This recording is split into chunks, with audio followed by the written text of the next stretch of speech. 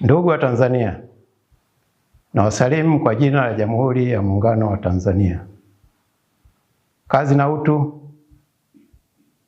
Naitwa Luteni Kanali Sylvester Morris Mangule, Mkurugenzi wa Habari na Uhusiano wa Jeshi la Ulinzi la Wananchi wa Tanzania. Ndugu wananchi, Jeshi la Ulinzi la Wananchi wa Tanzania linawajulisha wananchi kwamba hali ya mipaka ya nchi na usalama nchini ni shwari. Hali hii imechangiwa na hali ya wananchi ya kulinda na kudumisha amani na moyo wao wa kizalendo katika kushirikiana na vyombo vya ulinzi na usalama. Utulivu na amani uliopo nchini umewezesha wananchi kuendelea na shughuli zao za ujenzi wa taifa. Pamoja na uwepo wa hali ya amani na utulivu, kumekuwa na uhamasishaji na upotoshaji unaofanywa na wasioitakia mema nchi yetu, kwa kuwataka wananchi kushiriki kwenye vitendo vya vurugu na uvunjifu wa amani na utulivu nchini.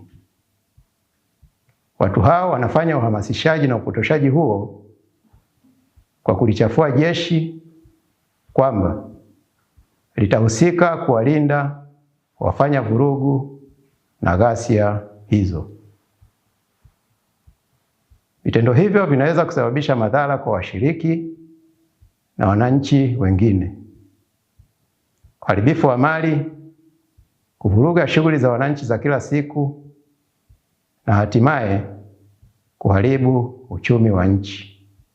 Ndugu wa Tanzania, jeshi linawasihi wananchi kupuuza wito wowote unaohamasisha kushiriki katika vurugu za aina yoyote.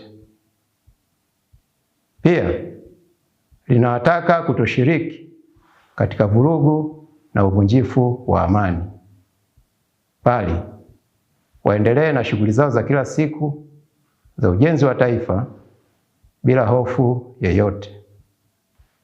Jeshi halitasita kuchukua hatua stahiki kwa watakaoshiriki katika vurugu na uvunjifu wa amani, kwani ibara ya 147 kifungu kidogo cha pili kwenye mabano ya Katiba ya Jamhuri ya Muungano wa Tanzania ya mwaka 1977 pamoja na mambo mengine inalipatia jeshi jukumu la ulinzi na usalama wa nchi na wananchi wa Tanzania.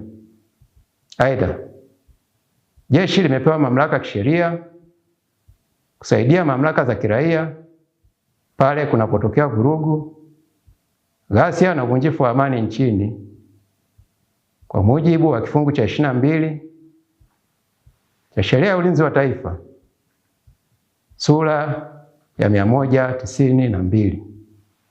Ndugu wananchi, jeshi linaomba wananchi kutoa taarifa kwa viongozi wa vijiji